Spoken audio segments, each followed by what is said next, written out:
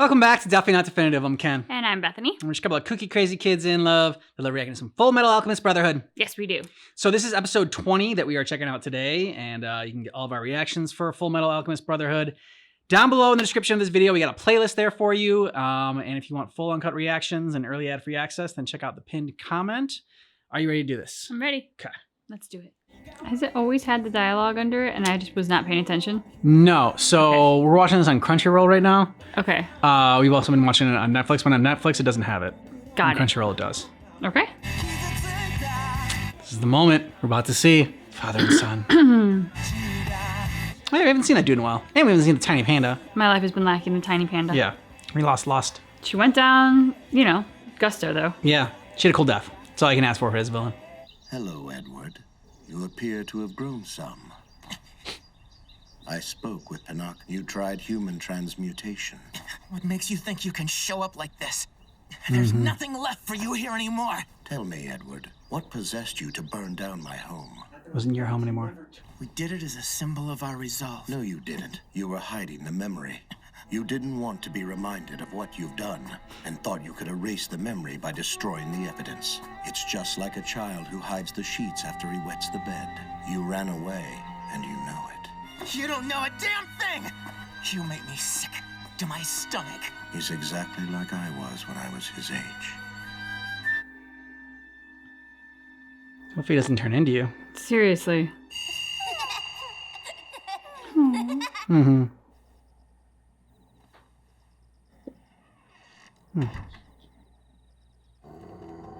You haven't changed in the slightest, Always trust your dog.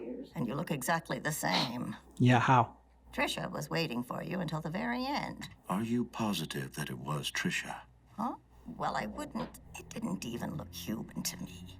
That's not what I'm asking. Did you notice the eye color or the hair color? You're saying that thing they created wasn't even their mother? You don't sleep or eat? You don't even run out of breath? I just have to make sure the seal doesn't get harmed. So you really are immortal then, huh? No, I'm not. Yeah. This body, Barry mentioned something. The body will eventually reject it. Oh no! Al, we've got to get you back in your regular body. Couldn't you just transfer your soul into some other object? Because if that's the case, then for the time being, it sounds like a great deal to me. No, it isn't! You don't know what you're talking about! Winry, you know, you and Brother always gotta be the first to explode. I never get the chance to be the one to get mad. Well, I guess I can't fall asleep. I don't think this body will let me. Yeah, to be up the entire time. I don't know. Mine would kind of go crazy. Yeah, I would think so. You need to reset every now and then. He's the only family I have! I won't let you take it! Take it? You're the one who tossed his body aside and put him in that armor. It's true. You and I are exactly the same. No. We make monsters. Why did you leave me here like this? Whoa. Those terrible nightmares. Do you mind if I keep it? It's the only photo we had taken with all four of us. Of course, you're welcome to it. I need to tell you something important, Pinocchio. Something terrible is going to happen in this country soon. You should escape while you can. How do you know this? And I can't leave. I've got other people who need me here in case they want to come home. I've given you my warning. Try not to be such a stranger, all right? I wish I could, Pinocchio. It's too bad I won't get to enjoy your cooking anymore. Sounds like you're the one that's about to do the bad things. Yeah, it does. Yeah, that You're or not really gonna dig it up, are you, Ed? Why don't we go back? No, my stumps are aching from the weather. Let's just hurry and do this. smell? Don't push yourself. I'm not gonna be able to move forward until I know for sure. Besides, You ran away. I won't run away from this. Yeah, but how are you going to get a sense of, like, eye color at this point? Yeah, right? Oh my god, Ed.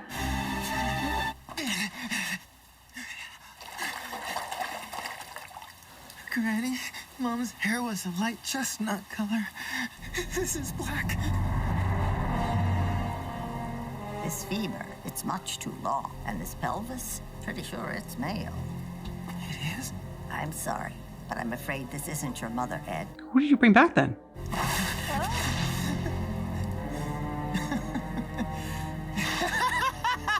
Ooh, he snapped. It really is impossible to bring the dead back to life. The undeniable truth. It was impossible all along. Edward, now listen to me. You've got to get a hold of yourself. I'm okay, Granny. It's okay. From the moment I made this thing, it's been a symbol of my despair. Not anymore. Now it's an emblem of hope. Al can be returned to normal. Curtis residence. Hey, teacher. I need to ask you something, teacher. It has to do with when you tried to transmute your baby. What did you see? What about it, Ed? What Al and I transmuted. It wasn't actually our mother. What are you trying to tell me? I'm sorry to ask you this, but the child you transmuted, are you sure that it was your child that you brought back? So this is just like they're bringing back like demons? So Hohenheim, did he even bother to say where he was going? I can't believe I forgot to give him the message. A message? Yes, a last request from your mother. I'll be gone when he returns. Can you tell him something? I need him to know. I couldn't keep my promise. I died before he did. And I'm so sorry. What promise? You got me. Sorry to ask, but could you pass it on if you bump into him? I know it doesn't seem like it, but he does care about you and your brother. Yeah, I'll pass it on right after I clock him in the face. Can't blame me if you're feeling like that. Al's probably mad at me. I'm gonna have plenty of explaining to do. What the hell? I'm sorry, brother. How are you this beat up? And you! What the hell are you doing here? Eating a delicious dinner? Seriously, how did this happen to you? A homunculus and bury the chopper. And just to throw a cherry on top, you find out your body might reject your soul. I'm gonna have to extend what little you have left of your armor. He'll be able to get his body back, right? Yeah, of course he will. I told you I'm gonna get it back. Al, I've gotta tell you something. I dug up the body that we transmuted in Resenbul. Why would you do that? Because, Al, I found out that the thing we buried wasn't really our mother. It wasn't even a woman. It was a man. But hold on a minute. Then that means The thing we made? I don't know what, but it was something completely different. This has actually convinced me we can return you to normal. Before I start explaining how, well, Winry, do you remember when Al and I got in a fight when we were kids about who'd marry you? Huh? The fight we were talking about on the roof? Al told me you turned him down. Turned you both down. Whatever. So the question's for both of you then. What was your reasoning? I just don't like men who are shorter than me. You can't judge a man for something he can't help! Ouch. Al had a memory of something I don't recall. You seem to clearly remember it the same way, Winry. Which means that it happened without a doubt. So now that we know you remembered something real, that really is Al bonded in there. I pulled you out, Al. I actually did it. Oh wow, I could have been afraid that it was somebody else, yeah. If I was able to pull that much of you out, then I've got a hunch that your body's still in there and I can pull it out. You think my body's still in the portal? Existing separately from my soul? Like Barry's body? Yeah, but hopefully it's in better condition. Seriously. Can you remember what happened when the truth unraveled you? I reached out, and it was me. It was my hand I grabbed. I knew it. Doesn't look like we're done with the truth yet, Al. We're gonna get in there and pull your body out. After the portal, I remember looking at you from inside that thing. The thing we thought was Mom. That thing was you? I guess so, but my soul didn't bind. It must have rejected me right away. We didn't harm anyone else's soul after all. Mr. Elric, you have a telephone call from Izumi Curtis. I did some research. The child that I transmuted, it didn't have a single physical trait that could have come from us. You're onto something, aren't you? Yeah, but I don't know what. I've come to the conclusion that death is permanent. So not even transmutation can change that fact. All this time, I thought that I must have missed something. But it was impossible to do in the first place. Ed. Yes, ma'am. Thank you. Some closure. Yeah. She never says thank you. She said, thank you. But she said, thank you. Yeah, can you imagine, like, if you've spent years blaming yourself because you thought you screwed up the spell or, like, you weren't strong enough or whatever or smart enough to bring it back? This entire time, I've been blaming myself for what happened. I thought it was me. I thought I was the one who killed Mom a second time. And so did I. Well, Thank you. I wasn't the one who killed Mom after all. I feel like I've been brought back to life. Our child wasn't made to suffer twice because of me. Brother, I was right there with you, and I knew that there were risks. So quit trying to shoulder all of this on your own. I can't watch you suffer like this. Not on your own. I can't just stand back and watch other people get hurt over what I've done, like what happened to Mr. Hughes. I felt like it was my fault when I found out he was dead. I thought it was his fault too. I've met other people who weren't exactly human, but they still managed to live their lives with a purpose. And even in this body, it hasn't stopped other people from treating me like I'm still human.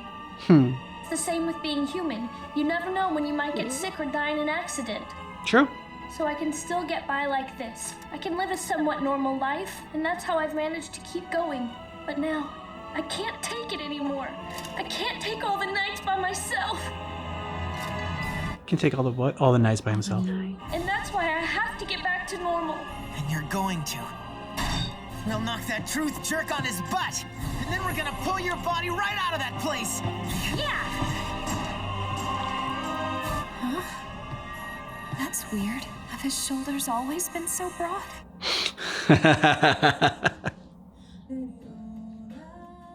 That episode had so much going on in it, and like I was trying to follow along, and it's like as I was uncovering things, I was trying to like figure out exactly like, you know, where his head was at and like what he was seeing. So like I don't think I followed like as well as I would have liked. What I did find interesting, you know, we just kind of, I think with good reason, trashed on his dad. But the dad did say, like, are you sure it was her? And so he sort of led it on this path that has helped Ed, Al, and their teacher. Yes. I don't know if that was like necessarily his goal or whatever, but it was a byproduct of it. Yeah. Happy that they are getting some closure, or at least some of their worst fears over what they all participated in. Two separate incidents, but they all participated in the transmutation. Have been at least like ruled out. You know, no, Al didn't kill their mom by being transmuted into her body, and like, you know, Izumi's child, it's Izumi, right? Izumi, yeah. So come on, or Asami. Yeah. Wasn't made to suffer a second time. Yeah. So like that, learning that is helpful, but I don't trust the father in terms of like why he was asking that question. Why is that information relevant to him? Because I don't believe he was doing it out of some altruistic goodness or paternal love for the boys. Like he didn't talk to them to know how they felt about what they went through. He saw the house burn. He made some assumptions. I'm not saying that his assumptions were entirely wrong. No, there's some truth to it. But he's been gone for years. Like, I don't believe he truly knows his children at this point well enough to come in and know and understand everything that transpired enough to kind of like ask those probing questions for their benefit. Like, I think he has a separate agenda, and I don't trust what that is, but I want to know what's going on with him, because one, those questions, but two, something bad is about to happen. You should get out. So like, what is his involvement with all this? I don't know, but like, I mean, like, why did he come back? And to begin with, did he come back just to tell Winry's grandma to leave and that like she wasn't safe? Like, what was the other reason? Like, he came back, he took a picture. And that's just it. Why did he want that picture? He's not seemed to care about his family or have any warm fuzzies towards them enough to be sentimental over a photograph. Yeah. He chastised Ed. And Ed, I thought, like, for all intents and purposes, I don't know, like, he thought about if he sees him again, he's going to punch him. Like, I thought he was going to punch him right then and there. Like, I mean, I was surprised he didn't try to kick his ass or something. I don't know. I thought Ed took it very well. And, you know, but I mean, he is still a kid. And, you know, that is his dad. And so I don't know, there's probably the shock of seeing him there. And then just like all the emotions like boiling inside of him. It was just like overwhelming probably. And then there was a moment where the dad was gonna like, I don't know, like, you know, pet him or whatever, like, you know, like stroke his hair. Yeah. As he was asleep. And he didn't. Kind of like, oh, I don't want to wake him, or like, oh, I'm not worthy of that, or oh, like I don't want to have this attachment either for him or for me, and like, have anything misconstrued because like I'm not staying. So I don't know. How'd you read that moment? I thought that moment was really interesting because it seemed like he was going to go and do it, and then he stopped and he looked at his hand. And that to me was really bizarre. I mean, almost like, was he afraid that like by touching Ed, he would sort of like sully Ed with his own, I don't know, like bad juju or something? Yeah. Or was he afraid of touching Ed because Ed had done transmutation and maybe conjured something? Like, I don't know. It was like this bizarre moment of looking at his hand that made me think that he was afraid of some sort of like contagion or something. But I don't know who he was afraid of it coming from and going to, like which direction his fear was of sort of, some kind of exposure. Do you also know why Ed was like struggling so hard, like throwing up and everything like that? Like why he was like hurting so bad? He said something about the rain, I thought, like affecting, I don't know, like the metal on his body. I didn't know if that was all it was. But like it had rained before when we first met. I forgot the dude's name. The guy that's like killing all the alchemists or whatever. Scar? Mm-hmm. Yeah, I think so.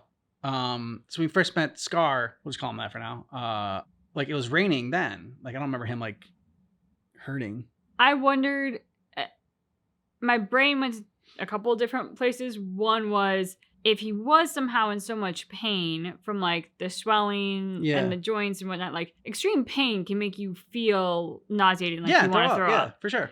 So that was one interpretation I thought. But to your point, he's been in rain before. We haven't seen him react that viscerally to it. So the other thought that I had was just the emotion of it. Yeah. And that, the idea of digging up his mom, the idea of going through all this was such that like it was making him sick. It was also interesting to just see how Winry reacted to Al and sort of like Al's sharing of the dangers of being in the suit of metal and like wanting his body back. But then, obviously as they've talked about, like there's no guarantee when you get your human body. Yeah. So part of me liked the fact that they kind of ran parallels to like what it means to be a human. Like none of us have guaranteed time. It could end in an instant, anytime, any instant. So I like the parallels of like, hey, despite the fantastical world that we're inhabiting and the remarkable two young men that these are, they're kind of going through what we all go through. It's just we often take for granted the time that we have and we assume it's not going to happen to us. Yeah. Whereas they live under the constant knowledge that it could happen to them. At the same time, like they're going through enough, the kind of reminder of constant imminent death for them. I was just like, oh, come on, cut him some slack. I hadn't even thought about, I'm sure they mentioned it before about like, he's immortal, like Al talked about now is immortal and like he doesn't need to eat and like doesn't need to sleep. I'm like, I never thought about the didn't need to sleep part of it and like just how tough that would be. I mean, like in one sense, I think of my one of my brother Mike, he would love it because like he would just like read all the time and like, just like think about all the knowledge you could have and like, all the free time you could end up doing stuff and like you wouldn't be like wasting like time sleeping and like there's a lot of people that are like I'll sleep when I die and like all that. I love sleep. Also but I feel like you just need that like sort of reset, right? Just to be awake all the time. I don't know. I think you go crazy. I'm surprised like Al's kept it together as long as he has. So when he said, it was really sad, like I don't want to be alone at night anymore. Yeah, I wouldn't think so. I mean, you're a big reader, so if you could have it where like you don't get tired and you don't need to sleep at all, ever, and like I don't think, and I guess you can't sleep because like so you physically cannot sleep. Would you take that? It's an interesting question. They're like, so, I am one of those people who needs like 8 hours, and when I go like an all-nighter, if I go on say 5 hours of sleep, like I get cranky. It catches up to me. I can do it for maybe a day, and that's about it. You never get cranky. You're always lovely. I pay him to say that. But so the idea, like there have been times in my life when I'm like, oh, I wish I could have like insomnia because I'm so sick of having to fall asleep. Like I feel like such a little kid sometimes when it's like, oh, I'm really tired. It's 11 o'clock and I want to go to bed.